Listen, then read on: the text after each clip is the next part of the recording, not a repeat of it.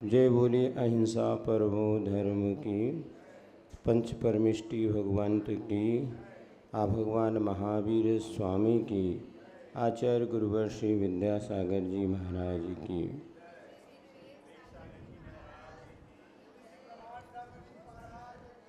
कल हमने आचार्य महाराज की स्तुति पढ़ी, जिसमें वे गुरुवर मेरा कल्याण करे।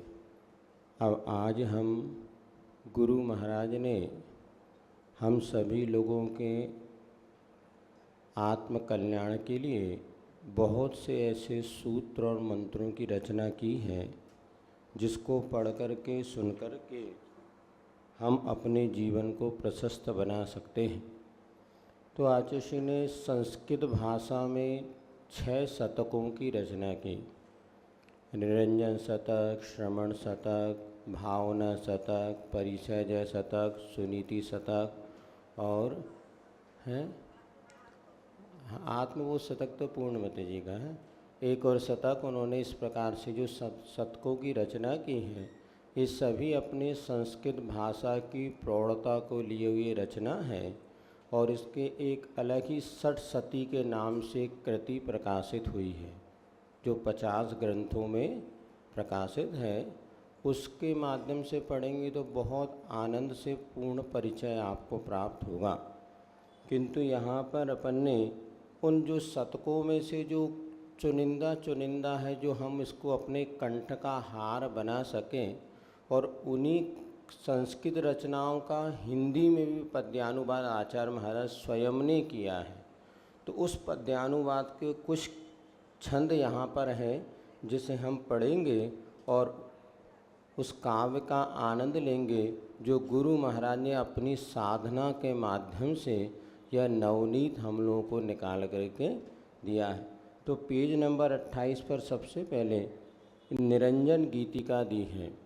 निरंजन माने होता है जो अंजन कर्म कालिमा से रहित हैं। ऐसे आचार्य महाराज ने सिद्ध परमिष्टि की शुद्धात्मा की स्तुति करते हुए 100 काव्यों की रचना की है। लेकिन अपन ने यहाँ पर मात्र उसमें से 14 काव्य हैं, जिसको निरंजन गीतिका ऐसा नाम दे कर के और यहाँ पर आप लोगों के समक्ष प्रस्तुत किया है। इसको अपन पढ़ते हैं, इसका अर्थ समझने का प्रयास करेंगे। और ये 14 छंद तो सभी को याद करना ही है, सरल है, और याद करेंगे तो कंठस्थ विद्या, तभी तो नाम सार्थक होगा ना। तम मांग तुंग मवसा समुपैति लक्ष्मी, जो उसमें आता ना भक्ति। हाँ, स्तोत्र सजम तव जिनेन्द्र गुणे निबद्धा, भक्ता मया विविध वर्ण विचित्र पुष्पा, दत्ते जनो यहि कंठ कथामजस्रम, तुंगमवसा समुपै। तो अपने कंठ का जो हार बनाएगा सो ही आनंद आएगा। अंतस्थ धनम और कंठस्थ विद्या। कंठ में जो विद्या वसी होती है वो दुनिया में जाओ तो काम आती है, और अंटी में जो धन होता है वही धन काम आता है। तिजोरी में जितना भी रखा वो धन काम नहीं आता। इसीलिए कभी भी आप देखना, यदि आप किसी प्रकार के शारीरिक, मानसिक या और अनेक प्रकार के विपत्तियों में फंसे हों, कष्ट में फंसे हों, उस समय इस कंठस्थ विद्या से एक निकाल करके आप उसको गुनगुनाएंगे ना, तो आधा दर्द कम हो जाएगा। इसको गुनगुनाना, अपने को बार बार स्मरण। इसे सामायिक करने बैठ गए, और सामायिक करने में अब क्या करें, कोई बात नहीं, गुरु ने जहाँ जहाँ, ये भी सामायिक में कर सकते। जिस समय अपने शुरुआत किया और जैसे गुरु के भी उस समय फिर आचार्य महाराज के स्मरण हुआया, फिर उस समय नमो आयरियाणम, नमो आयरियाणम, फिर आचार्य परमिष्टि का देवसास गुरु की वंदना। किसी भी एक भजन को लेकर के अपनी सामायिक प्रारंभ कर सकते। तुरंत माला फेरने बैठे तो माला में मन तो लगता नहीं है, और पता चल रहा है कि वहीं भटका है। तो इसीलिए किसी एक भजन है, स्तुति है, जैसे अपने संस्कृत की है शांतिनाथ स्तवन है, गोमटेश, कोई स्तुति से प्रारंभ कर दो। बस क्या करना, आँख बंद करो, व्यवस्थित आसन, जितने जैसे ही बैठना हो, विसट कंदोट दलानुयारं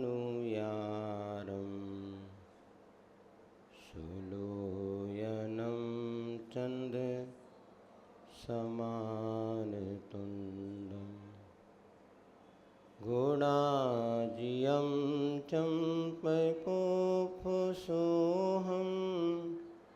तम गोमुतेशं प्रणमामि। अब इसी एक छंद को भी 9 बार पढ़ सकते हैं, और जब आप लय से जुड़ेंगे, अंतर आप भावों से जुड़ेंगे, तो बस ये 9 बार भी पढ़ लिया, फिर आपको जो सामायिक करना हो, नमोकार पढ़ना हो, या किसी एक छंद पे अपन रुक गई, कैसे हैं प्रभु और आपके नेत्र, कैसे हैं यह मुख मुद्रा, और बाहुबली भगवान के गोमटी से यदि आप गए तो वहाँ की प्रतिमा का चिंतन करो, यहाँ पर समोषण मंदिर बाहुबली भगवान है, उनके रूप का चिंतन करो, नहीं है तो और आगे बढ़ जाओ। इस प्रकार से मूल मन को एकाग्र करने के लिए सारी स्तुतियाँ हैं, और ग्रस्तों के लिए, साधुओं के लिए भी जिनेन्द्र भगवान की स्तुति सबसे बड़ा कारण है। इसीलिए आचार्य महाराज ने देखो सिद्धों की स्तुति लिखी, और एक नहीं 100 काव्य लिखे, और संस्कृत में लिखे। नहीं, हम उतने बुद्धू हैं उनके शिष्य कि वो 100 काव्य कहाँ से पढ़ पाएंगे, याद ही नहीं, उच्चारण ही नहीं हो पाएगा। फिर भी हमने कई जगह पढ़ाया था, तो संक्षेप में ये बहुत पहले गुना में जब वर्षा युग हो रहा था, उस समय इन शतकों की रचना करके शाम को भक्ति के समय जो पाठ करते थे, उसमें उसको संयोजित किया गया। अब हमने सोचा इसको इस प्रकार से करते हैं। चलिए, ये बसंत तिल का छंद है, जिस छंद में भक्तांबर की रचना हुई है, उसी छंद में ये बसंत तिल का छंद में आचार्य ने निरंजन सिद्धों की स्तुति की है। संतो नमस्कृत सुरो बुद्धिमान बोसे, ये है जिन्हें शरणमु मन बातनो से। पश्चात करो स्तुति निरंजन की निराली, मेरा प्रयोजन यही कि मिटे भवाली। बोलिए, संतो नमस्ते बुद्धिमान बोसे, ये है जिन्हें शरणमु पश्चात करूँ स्तुति निरंजन, मेरा प्रयोजन यही कि मिटे भवा। अब देखिए, संतों नमस्कृत सुरो बुद्धमान भूषे, ऐसे संत जो संतों के द्वारा नमस्कृत हैं। सुर माने हो गया देव, बुद्ध माने ज्ञानी मानव मनुष्यों से। ये कौन है? जिनेश्वर हैं। जिनेश्वर यानी अरिहंत भगवान। तो सर्वप्रथम मैं सिद्धों की स्तुति करूँगा, उसके पहले मैं अरिहंतों को नमस्कार करता हूँ। कैसे करता हूँ? मन से, वचन से और तन माने काय से। नमस्कार तो करना है, किंतु मन वचन काय तीनों से जुट कर के नमस्कार करता वह नमस्कार सही माना जाता है। तो जो संतों के द्वारा नमस्कार करते, जिनेन्द्र भगवान कैसे हैं? संत भी जिन्हें नमस्कार करते हैं, देवता लोग जिन्हें नमस्कार करते हैं, अच्छे अच्छे विद्वान ज्ञानी जन जिन्हें नमस्कार करते हैं, ऐसे जिनेन्द्र भगवान को मैं मन वचन काय से नमस्कार करता हूँ। इसके पश्चात करूँ स्तुति निरंजन की निराली, और इसके पश्चात में निरंजन, निरंजन माने अलग निरंजन, निरंजन अलग निरंजन, निरंजन मानो अंजन कलम कर्म की कालिमा से जो रहित हैं, ऐसे सिद्ध भगवान निरंजन कहे जाते हैं। अरिहंत भगवान के पास तो फिर भी 4 घातिया कर्म हैं, किंतु जिन्होंने पूरी तरह कर्म कलंक को धो दिया, द्रव्य कर्म, भाव कर्म और 9 कर्म से तीनों प्रकार के कर्म मलों से जो रहित हैं, ऐसे सिद्ध भगवान की स्तुति तो मैं पश्चात यानी बाद में करूँगा। किंतु मेरा प्रयोजन क्या है? यही कि मिटे भवाली। भव यानी हो गया संसार, आली माने पंक्ति। संसार की जो पंक्तियाँ मेरी चली आ रही है, परंपरा से चारों गति में जो परिभ्रमण चला आ रहा है, मेरा यह परिभ्रमण मिट जाए, यही मेरा प्रयोजन है। आया समझ में? लक्ष्य क्या है? संसार की परंपरा नष्ट हो जाए और मैं निरसिद्धों की स्तुति करूँगा, किंतु उसके पहले मैं संतों, मैं जिनेश्वर भगवान की मैं मन वचन काया से स्तुति करता हूँ। ठीक है, सरल है इसका अर्थ। जो आप में निरत हैं सुख लाभ लेने, आते ना पास उनके, क्या सिंह के निकट भी गज झुंड जाता, जाके उसे भय दिखा कर क्या सताता। में निरत हैं सुख, आते ना पास उसके विधि, के निकट भी गज झुंड जाता, जाके उसे भय दिखा कर। अब यहाँ पर कह रहे हैं, हे भगवान, जो आप में निरत हैं सुख लाभ लेने। हम भगवान की स्तुति क्यों करते हैं? क्योंकि हमें सच्चा सुख मिले। भगवान की स्तुति करने का उद्देश्य ही हमें कि जैसा सुख आपको प्राप्त हो वैसा सुख मुझे मिले। तो जो आप में निरत हो जाता है उसके पास विधि कष्ट देने कभी नहीं आते। विधि माने हो क्या? हाँ, कर्म। तो ज्ञानावर्णादि 8 कर्म जो है उनको कहते हैं विधि। तो उसके पास कभी भी ये कर्म जो है ना कष्ट देने नहीं आते। उदाहरण दे रहे हैं, क्या शेर के निकट हाथियों का झुंड जाता है? क्या हाथियों का झुंड उस शेर को भय दिकार के सता सकता है? नहीं। जैसे हाथियों का झुंड कभी भी शेर को भयभीत नहीं करता, उसी प्रकार जो आपकी भक्ति में लीन हो जाते हैं उनके लिए यह कर्म कभी भी कष्ट देने नहीं आते, या उसके सामने वो दादागिरी नहीं दिखा सकते। जो जिनेंद्र भगवान में लीन हो गया उसके सामने कष्ट कभी भी नहीं आते। निरत माने लीन, उसमें डूब जाना। आप में लीन डूब गए बिल्कुल, ये तो निश्चित है। अपने पास डूबने की कला नहीं है, इसलिए हमें ये कष्ट सताते हैं। यदि भगवान की भक्ति में डूबने की कला एक बार आ जाए ना तो सब कुछ छूट जाता है। बड़े से बड़े कष्ट भी आ जाए, लेकिन अगर आप भगवान की भक्ति में लीन हैं तो कष्ट भी दुख नहीं देते। कभी आप अभ्यास नमोकार मंत्र में ही आप यदि डूबने का अभ्यास बना लें, लेकिन सरल नहीं है। जब सुख के समय में ही हम नहीं डूब पा रहे तो दुख में कैसे डूबे बता। तो अभी जो हम सुख के क्षण हैं, जब कोई कर्म का तीव्र हृदय नहीं है, ऐसे समय में आओ साहब, ऐसे समय में आप अगर सुख में भी नमोकार मंत्र में डूबने की कला आ जाए तो दुख के क्षणों में थोड़ी सी भी देर अगर प्रैक्टिकल करेंगे आप तो अपने आप वो कष्ट दूर होते चले जाते, उनकी अनुभूति भी नहीं होती। अरे अभी तो इतना सिर दुख रहा था, कहाँ। जैसे आप एक में डूबो अनेक विकल्प सो डूबते दिखें, एक हाइकू बताया था ना।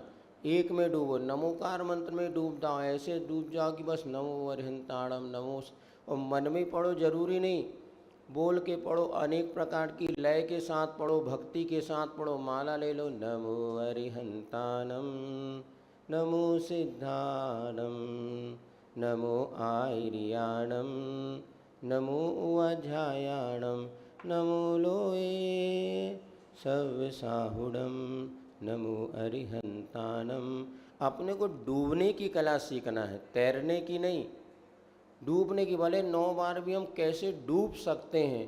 तो यही आचार्य महाराज ने कहा, जो आप में डूब जाते हैं सुख की प्राप्ति के निर्देश से, उनको कर्म नहीं सताते। जैसे कि हाथियों के झुंड कभी भी सिंह को कष्ट नहीं दे। श्रीपाद ये कमल कोमल लोक में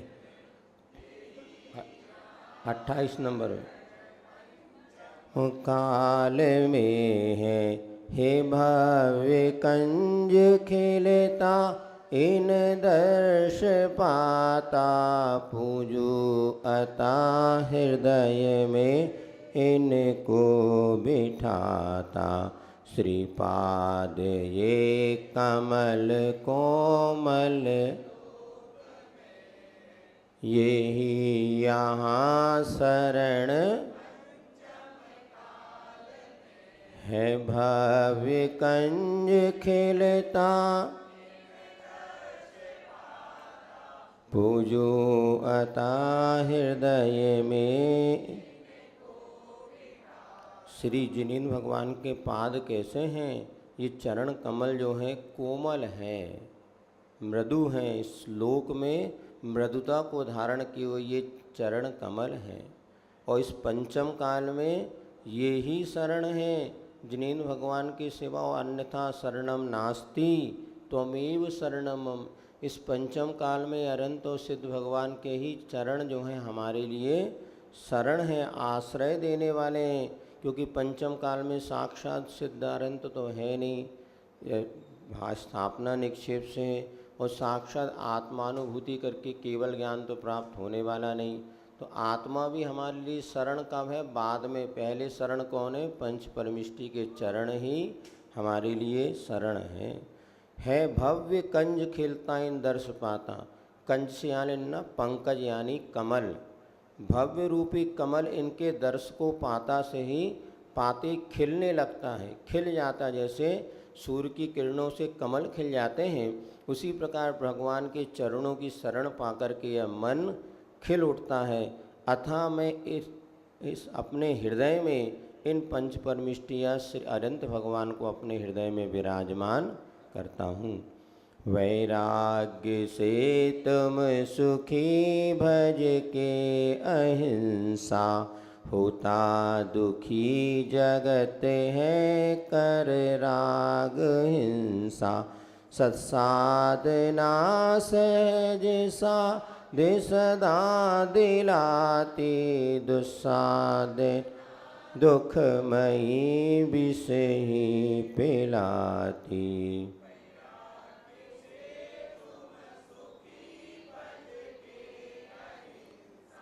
होता दुखी जगत है कर सत्साधना सहज साधि सदा दिलाती।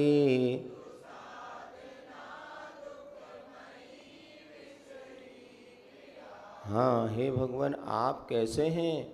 क्योंकि वैराग से तुम सुखी भज के अहिंसा। आपने अपने जीवन में अहिंसा की पूजा करना प्रारंभ कर दी। भजना माने पूजना, जीवन में आचरण में लाना। और वैराग्य आपके पास है, इसलिए तुम सुखी हो। तो वैराग्य ही जीवन में सुखी बनाने का साधन है।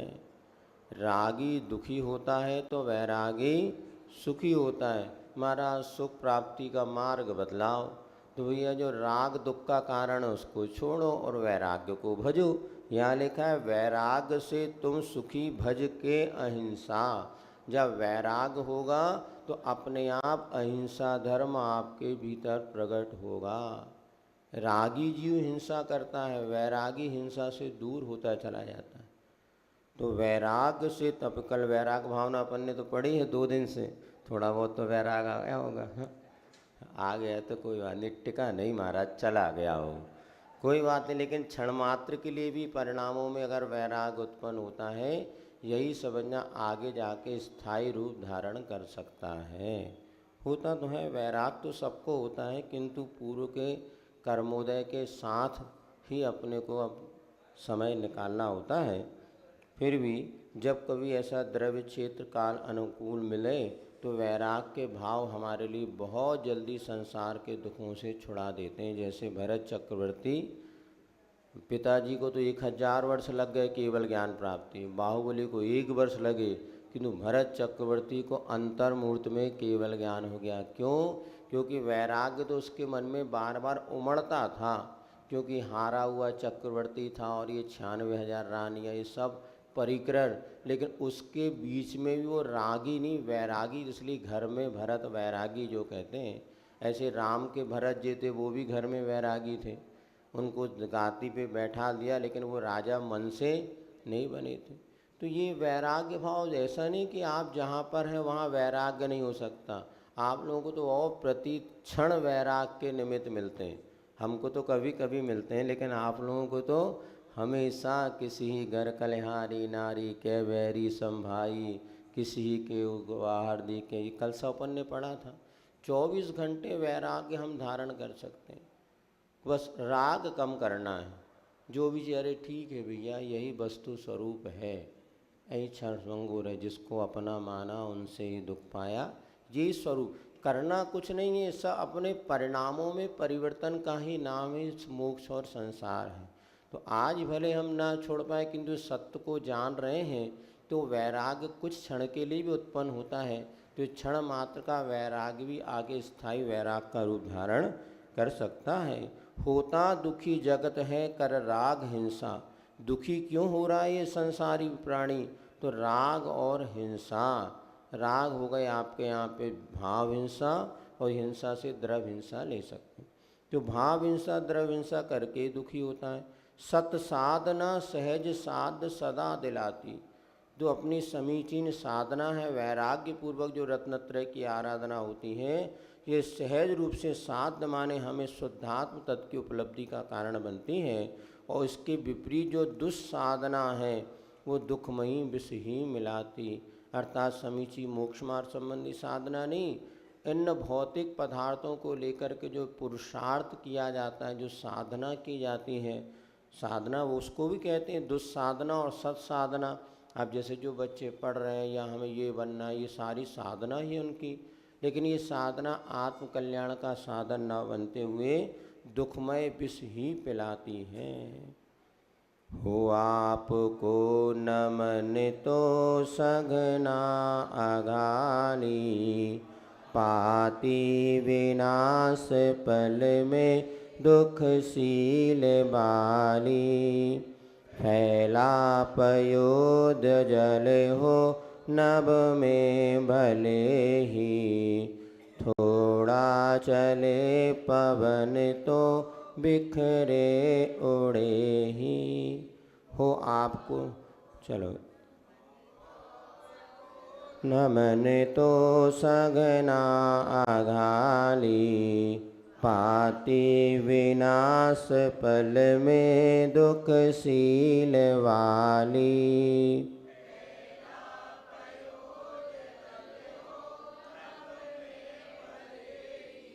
थोड़ा चले पवन तो।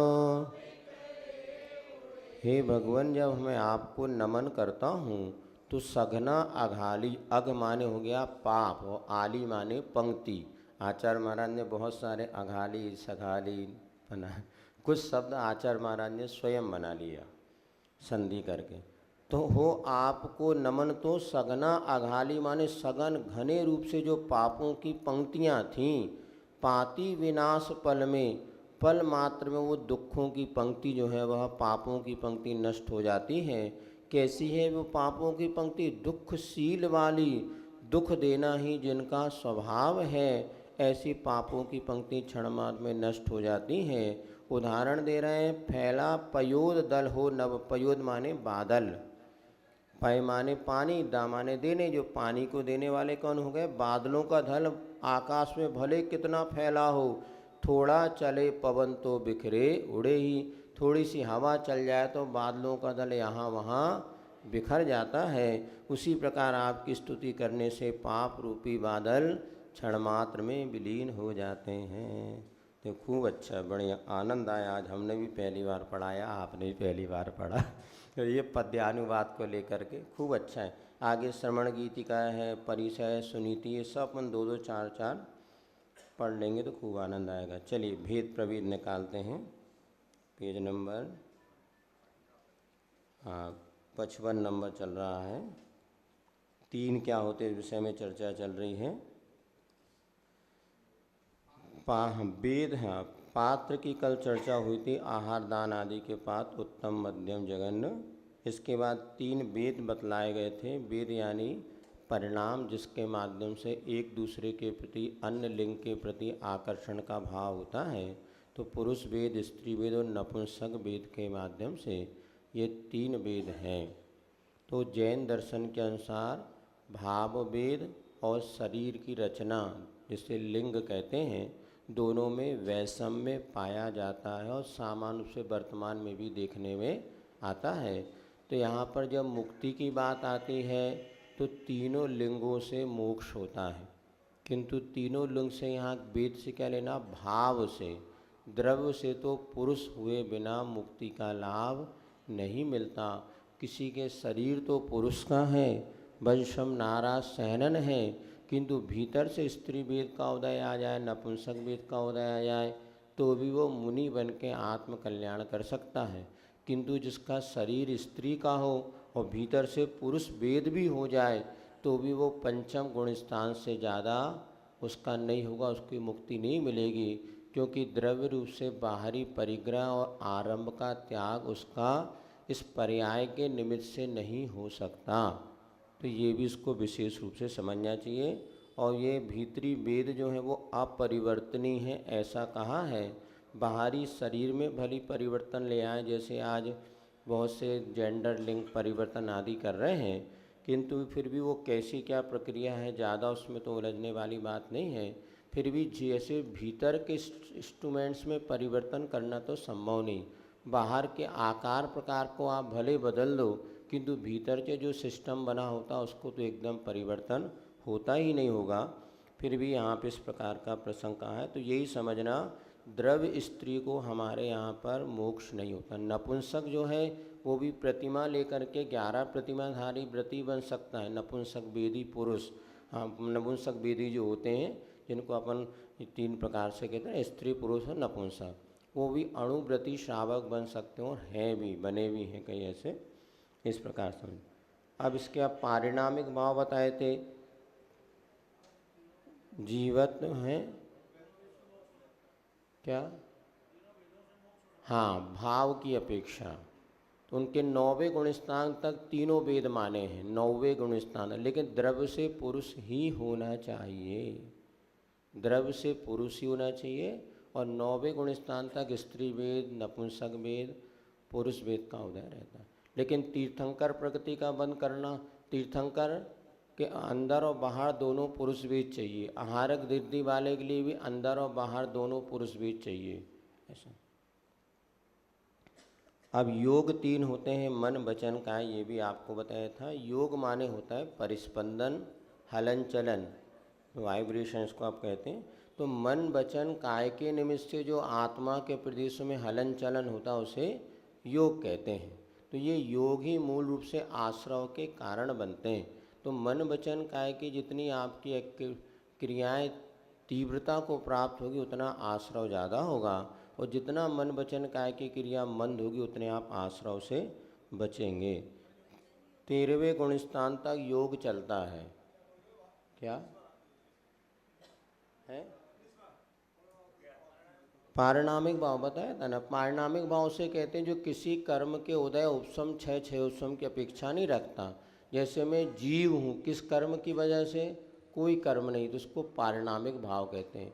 मैं भव्य हूँ, ये अभव्य है, ये किस कर्म में, कोई कर्म का उदय नहीं है, ये आपके इनकी अपेक्षा रहित होने से इनको पारिणामिक भाव कहा है। तत्वार सूत्र के 2 अध्याय के प्रथम सूत्र में ही औपसमीक्षायिको भावो मिश्रस्य जीवस्व तत्वमौदिक पारिणामिको उच्च, ऐसे 5 भावों की चर्चा करते हुए वहाँ पर ये पारिणामिक भाव आपके सामने रखा। तो जैसे पैन में भी पारिणामिक भाव है, इसमें कौन सा पारिणामिक भाव, तो जड़त्व है, ये जड़ है, चेतन नहीं है।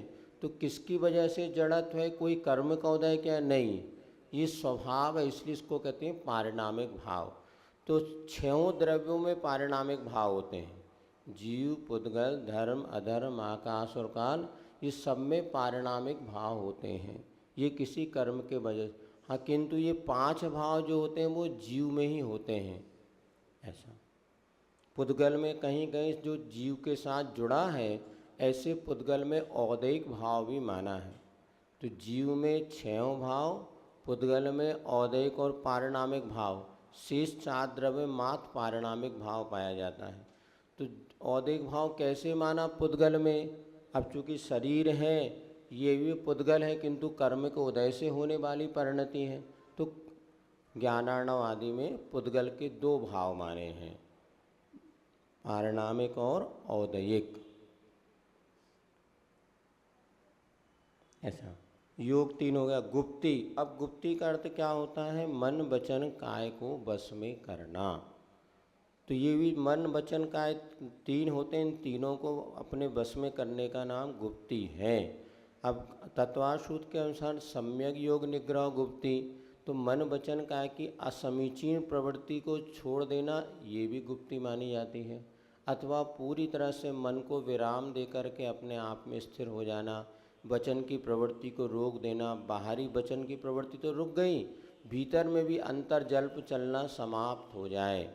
इसी प्रकार शरीर की बाहरी प्रक्रिया को रोक दिया तो भीतर से भी और जो एक्टिविटीज़ हैं उसको रोक देना। गुप्त माने होता है छुपाना, गुप्त चीज़ बताते हैं ना, गुप्त दान। तो ऐसा दान किया किसी को पता नहीं चला। इसी प्रकार मन वचन काय की एक प्रक्रिया को इतना सूक्ष्म कर देना कि सामने वाला आश्चर्यचकित है कि इनके मन वचन काय है भी नहीं। उपल खाज खुजावते, ऐसा छटाला में आता है। मुनिराज इस तरह स्थिर हो जाते हैं कि हिरण सोचते हैं ये पत्थर है, चलो अपनी खुजाज को पत्थर समझ के खुजाने लगते। तो ऐसे मन वचन काय की स्थिरता हो जाना, इसको कहते हैं गुप्ती। अथवा जो हमारी क्रियाएं होती हैं उनमें बिल्कुल समीचीनता लाना, मन वचन काय की क्रियाओं में कम करते उनको समीचीन प्रवृत्ति का नाम भी गुप्ती कहा है। सम्यक योग निग्रहो गुप्ती। लेकिन मूल से क्या समझना? मन से किसी प्रकार का चिंतन नहीं करना। माँ चिट्टः, माँ जंपः, माँ चिंतः, ये द्रव्य संग्रह में कहा। क्या करना? सामायिक में ध्यान में किसी प्रकार की चेष्टा नहीं करो, किसी प्रकार का चिंतन नहीं करो, किसी प्रकार के वचन मत बोलो। ये समझ लो गुप्ती की ओर हमारा पुरुषार्थ है। ऐसा जितना आप अपने आप को लीन कर सको अपने आप में उतना सरल, लेकिन इतना सरल नहीं है, मुनि महाराजों को भी दुर्लभ है। ये मन वचन काय की गुप्ती मुनियों को भी दुर्लभ है, क्योंकि 1 घंटे भी सीधे बैठने में पसीना आ जाता। हाथ पार हिला के बैठना तो ठीक है, सीधे बैठ जाओ भगवान जैसे बैठे, भगवान आप ही बैठ सकते। पदार्थ 3 प्रकार के होते हैं। जितनी भी वस्तु हमें चारों तरफ देख रहे हैं ये 3 प्रकार के हैं, हे, उपादेय और ज्ञेय। हे माने होता है छोड़ने योग, उपादेय माने होते हैं ग्रहण करने योग, और ज्ञेय माने जानने योग। संसार में जो भी कुछ है इन 3 ही कैटेगरी में रखना। अब जैसे मान लीजिए आप बैठे हैं, आपके पास पड़ोसी का भी पेन हो और आपका भी पेन रखा है, तो आपका अपना पेन तो आपके लिए उपादेय है। जब घर जाओगे तो अपना पेन क्या करना? उपादेय अपने बैग में डालना, और पड़ोसी का पेन है वो अपने को स्वीकार नहीं, वो उसका नहीं तो चोरी का दोष लगेगा, तो हे है। और तीसरा हो गया ज्ञेय। अब मंदिर की घड़ी है, अब पेन तो अपना देना, लेकिन घड़ी को क्या करना? ना लेना ना छोड़ना। माँ समय देख लो भैया 7:30 अभी नहीं बजे, न 7 को 5 काम है, अपना देख लिया और बस काम कर लिया फिर। तो इसको कहते हैं ज्ञेय। माँ जानने योग। तो जो भी वस्तु हमें देखे, हे, उपादेय, ज्ञेय, ये 3 प्रकार की दृष्टि अगर हमारी बन जाए तो इसमें बहुत कुछ हम बुराई से बच सकते हैं। जो अपनी वस्तु है उसे ही हमें स्वीकार करना। दूसरे का सोना भी है तो वो अपने लिए हे है, और अपनी वस्तु है तो उसको स्वीकार कर लो। और सूक्ष्मता में आप जाते हैं तो अपना आत्म तत्व ही अपने लिए उपादेय है, शरीर आदि ये सब हे है, और संसार का स्वरूप क्या है? ज्ञेय है। लोकाकाश को क्या जान सकते हैं? बस जानो, तो यही संसार का स्वरूप है, ऐसा ही संसार में परिणमन होता है, ऐसा जानना। इसलिए ज्ञायक भाव बार बार कहा। ज्ञायक भाव को स्वीकार करो। पुग्गल कम्मम रागो या उदय विभागो विविहो कम्माणं बन्निदो जिन बरेहि नतु ते मज्ज सहावा जानक बावोदु अहमिको। जब कभी भी कोई भी परिस्थिति बने तो आचार्य कुंदकुंज स्वामी कहते हैं ऐसा चिंतन करो, उदय विभागो विविहो, अनेक प्रकार के कर्म के उदय हैं जिसके उदय से ये मेरी परिस्थिति या कर्म की परिस्थिति बन रही है। वास्तव में मैं तो ज्ञायक भाव मात्र हूँ, मैं इसका उपादान रूप से करता या इसको स्वीकार करने वाला नहीं हूँ। जानक भावोदु अहमिको, मैं एकमात्र ज्ञायक भाव हूँ जो कि इन परिस्थितियों को जान सो सकता हूँ किंतु उनको स्वीकार नहीं कर सकता। ऐसा जब ज्ञेय भाव या ज्ञायक भाव बार बार मन में पैदा होता है तो राग द्वेष की परिणति छूटती है।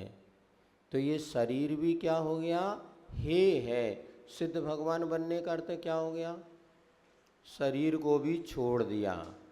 किसको छोड़ना है, ये शरीर भी छोड़ेंगे तभी तो अशरीरी सिद्ध भगवान बनेंगे। तो शरीर भी हमारे लिए हे है, ये तो बहुत बड़ी बात हो गई। हाँ बड़ी बात तो है, लेकिन इतना समझना कोई वस्तु कभी उपादेय है तो कभी होती सर्वथा उपादेय है नहीं।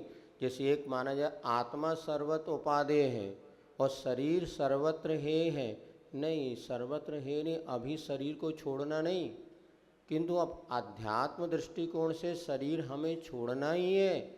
लेकिन कैसे छोड़ना कि पुनः शरीर को प्राप्त करना ना पड़े। लेकिन शरीर भी साधन है कब तक, जब तक मुक्ति का लाभ नहीं होता।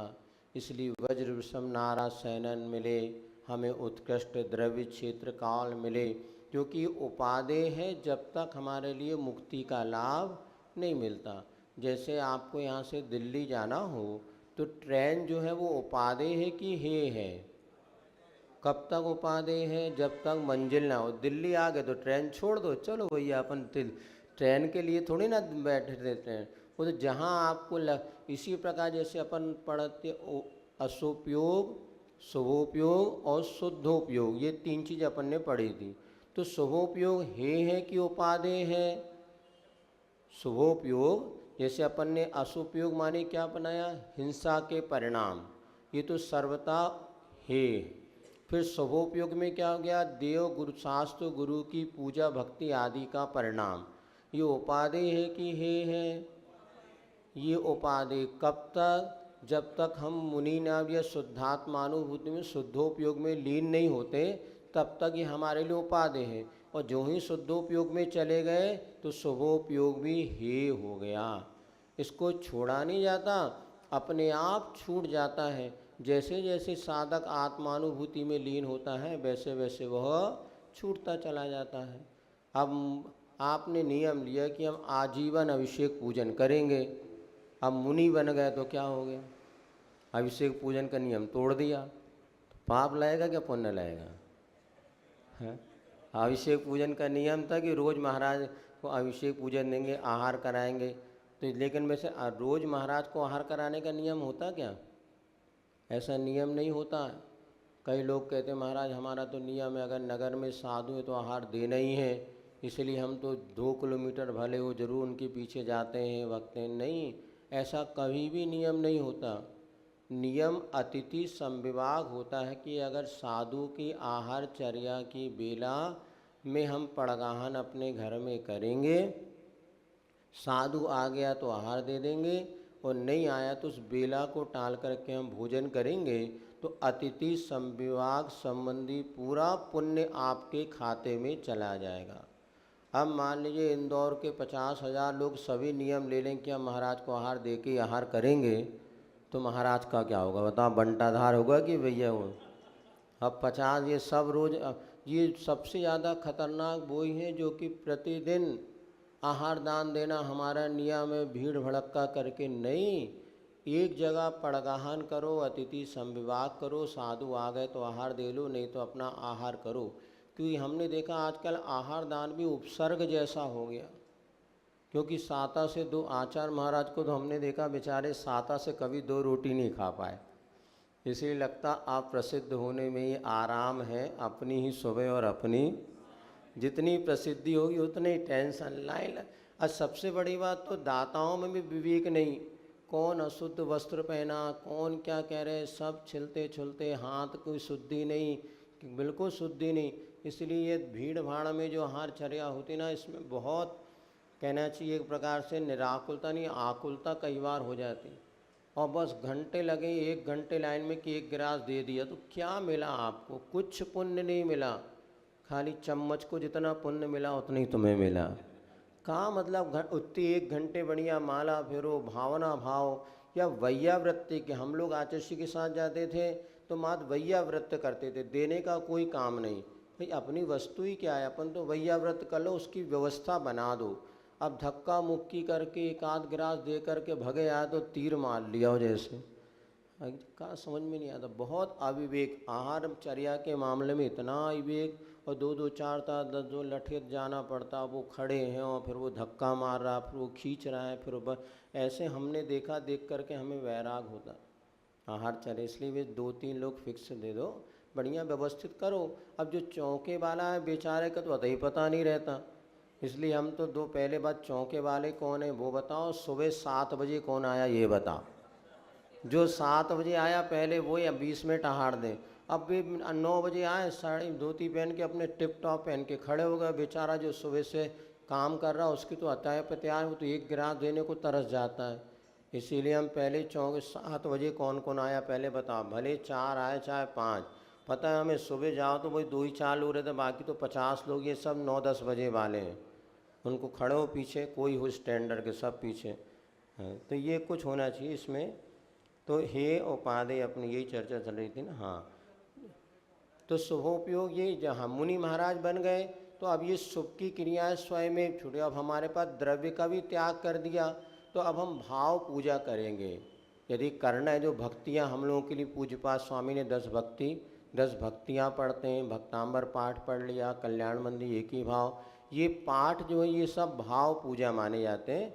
अब मुनि अवस्था में चूँकि सब परिग्रह का त्याग हो गया, द्रव्य आदि है नहीं, भगवान भी आपका पहले कहीं अब महाराज विहार करेंगे तो भगवान की प्रतिमा कोई ज़रूरी नहीं है, क्योंकि मुनि महाराज स्वयं चलते फिरते तीर्थ बन गए, अब उनको कोई आवश्यकता नहीं। इसी प्रकार जब त्यागी बन गए तो आचार्य महाराज कहते अब आपको इन पर निमित्तों की अपेक्षा जहाँ है तो ठीक है, नहीं है तो अपने भाव पूजा वंदना करके आहारचर्या आदि कर लेना चाहिए। आर्य का संग वगैरह भले वो पंचपरमिष्टि में नहीं है, किंतु वो भी विहार करते हैं।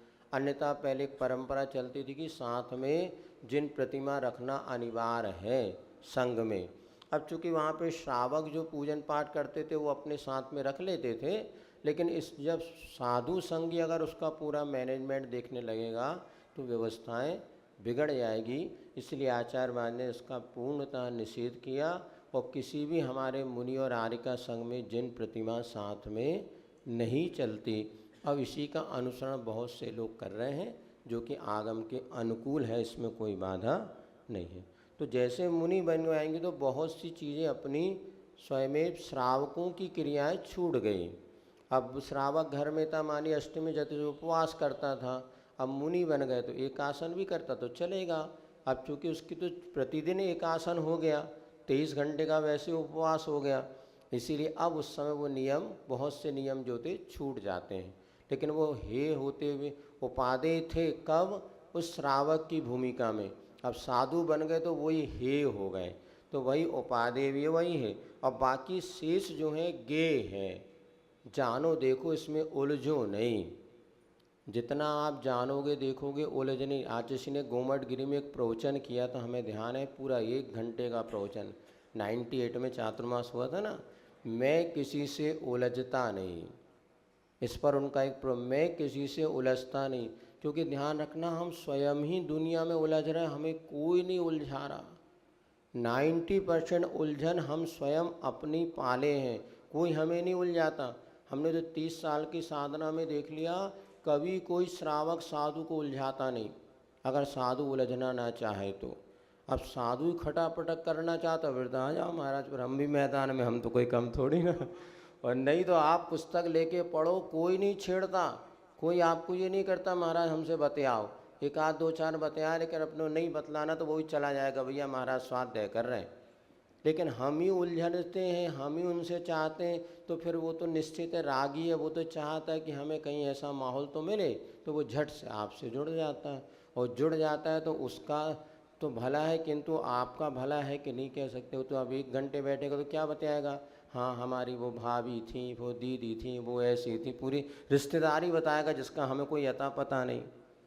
अब तो मैंने तो बैठा ला, सुनो 1 घंटे बहुत कटे। धीरे धीरे बात अपने को समझ में आ रही है कि माँ के जैसे जितना बच्चों को करा दो, बाकी अपना कल्याण में लग जाओ। ठीक है, 24 घंटे जो फ्री है ना, तो उनके पास 24 घंटे समय महाराज के पास बैठो, लेकिन उससे अपना धर्म ध्यान विचलित हो जाता है। हाँ जी, चलो साधु के 3 क्या,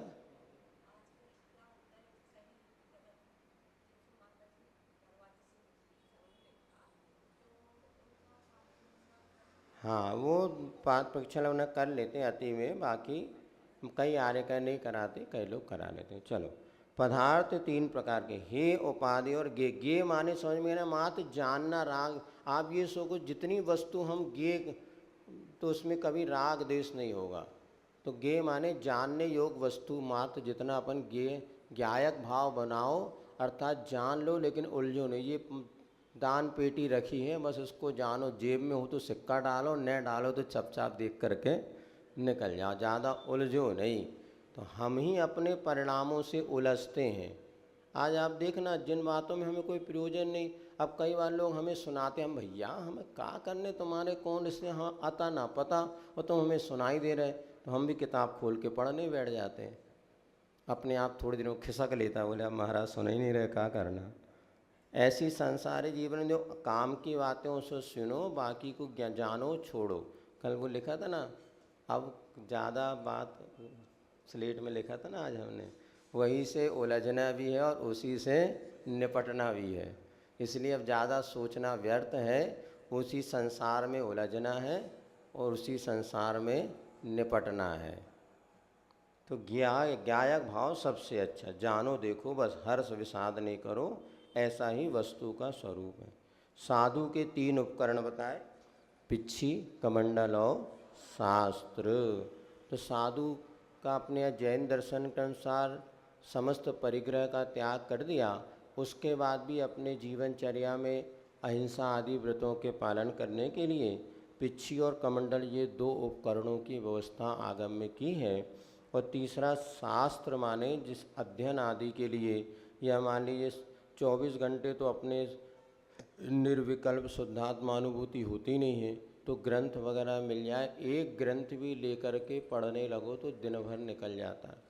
शास्त्र का अर्थ शास्त्र भंडार नहीं, शास्त्र भंडार जानते, शास्त्र भंडार नहीं, शास्त्र का उपकरण कर इतना ही है कि साधु के एकाध ग्रंथ ले लिया, जब तो पूरा ग्रंथ पढ़ लिया, उसके बाद उस ग्रंथ को मंदिर में जहाँ के तहाँ विराजमान कर दो। और वैसे भी आजकल इतनी सुविधा है, हर गांव में नगरों में शास्त्रों के भंडार रखे हैं। इसलिए अब साधु को तो शास्त्र भी रखने की ज़रूरत नहीं है, जहाँ जाओ। और हमने देखा एक ग्रंथ भी अगर मिल जाए तो आराम से महीने 15 दिन निकल सकते हैं। शास्त्र बहुत सारा भैया, हमें तो उपकरण कहाँ है, इसलिए हम बहुत सारे शास्त्र रखते हैं, 10-12 बस्ते तो चाहिए कम से कम। उपकरण नहीं, वो परिग्रह में आ जाएगा। लाइब्रेरी बना के नहीं रखना, जो शास्त्र मिला पढ़ लिया, उसको वहीं छोड़ दिया।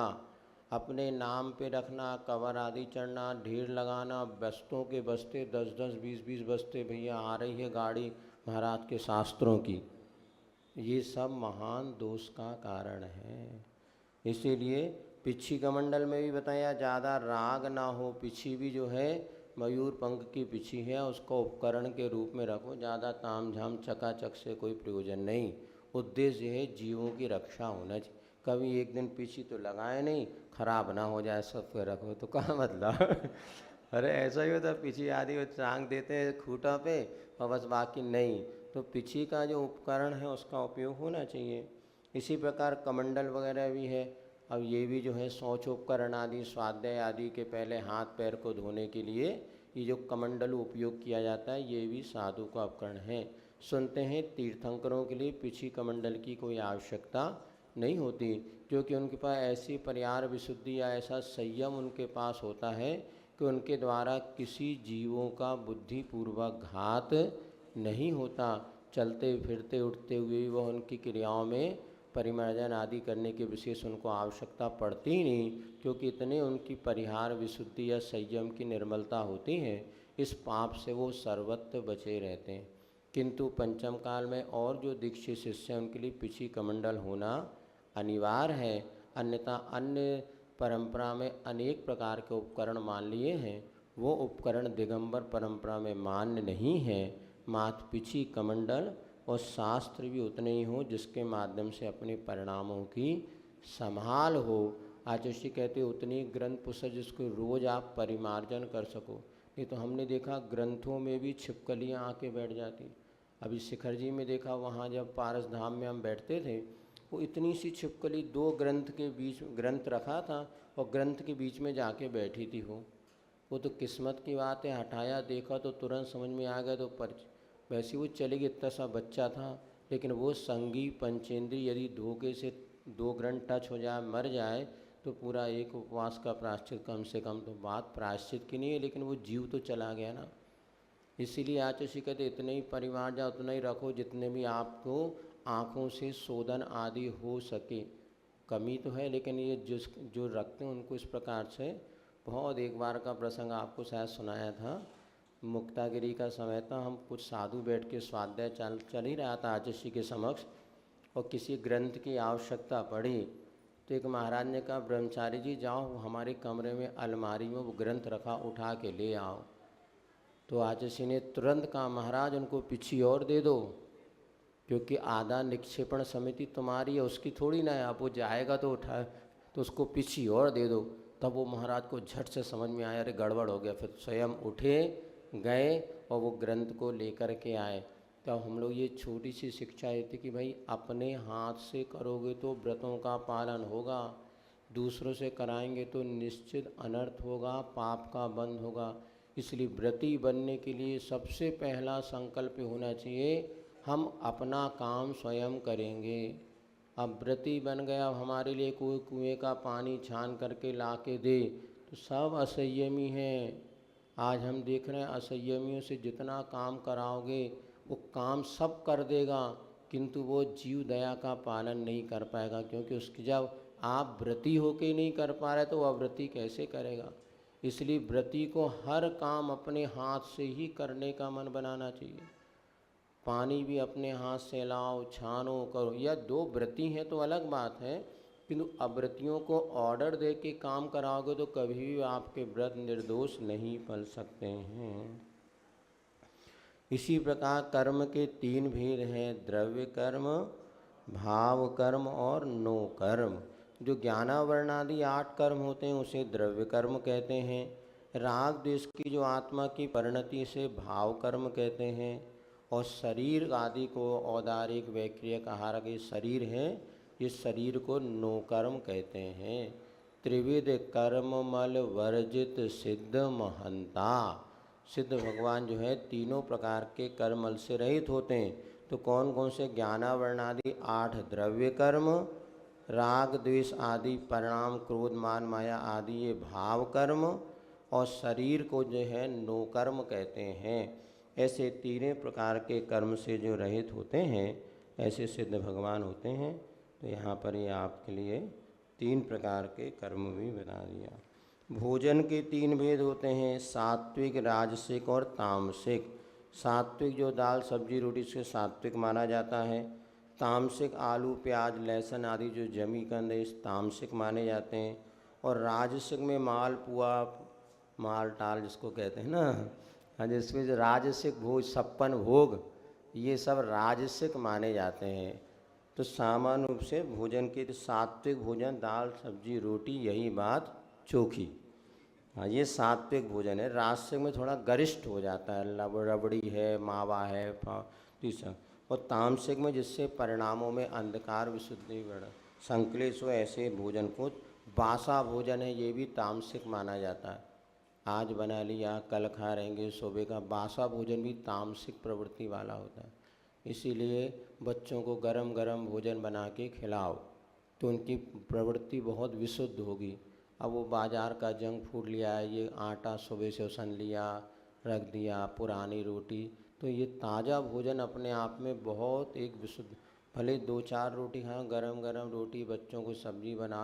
अब लेकिन क्या करें, बाज़ार में तो पूरा वही तामसिक भोजन ही मिल रहा, बासा भोजन ही मिल रहा, फास्ट क्या, जंक फूड, फास्ट फूड। चलो ठीक है, इसीलिए परिणामों में अंतर तो स्पष्ट देखने में आ रहा है। जितने सरल परिणाम अपन लोगों के होते थे, आज वैसे सरल परिणाम बच्चों के बचे ही नहीं। इसी प्रकार रत्न प्रभा पृथ्वी के 3 भाग होते हैं, खर भाग, पंख भाग और बहुल भाग। तो ये अपन जब 3 लोक का नक्शा पढ़ते हैं तो रत्न प्रभा 7 पृथ्वियाँ होती है नरक की, उसमें पहली है रत्न प्रभा पृथ्वी। उस रत्न प्रभा पृथ्वी के भी 3 भाग होते हैं, खर भाग और पंख भाग में तो देवलोक रहते हैं, और नीचे का अभ्युल भाग जो होता है उसमें नारकी रहते हैं।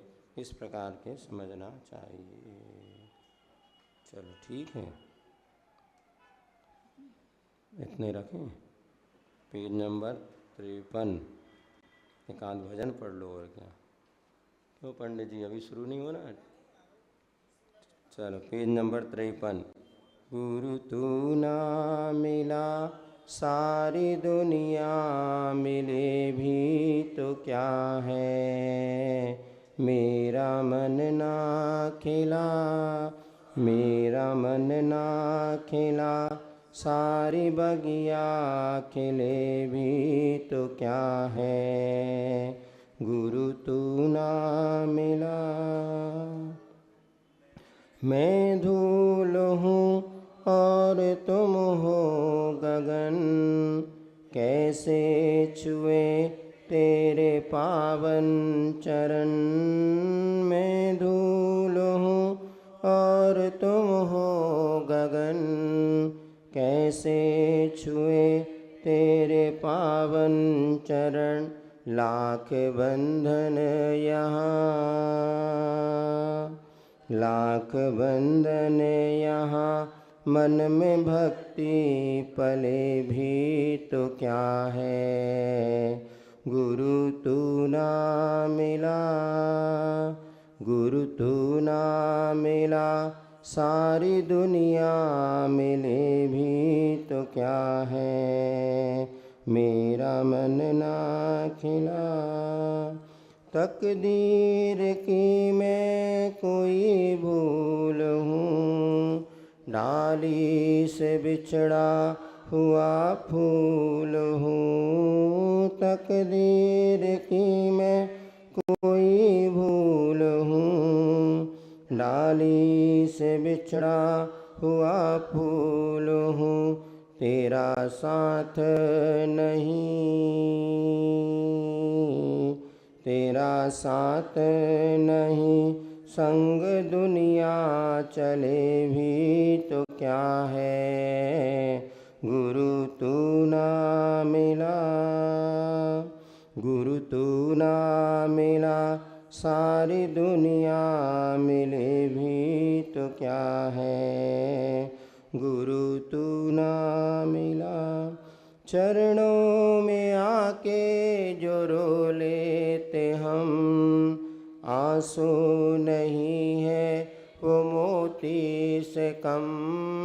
चरणों में आके जो रो लेते हम, आंसू नहीं है तेरे चरण नहीं, तेरे चरण नहीं, मेरे आंसू गिरे भी।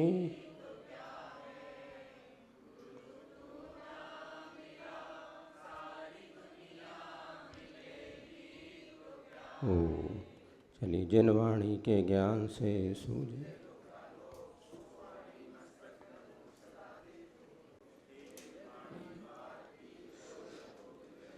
जो तेरी शरण आए।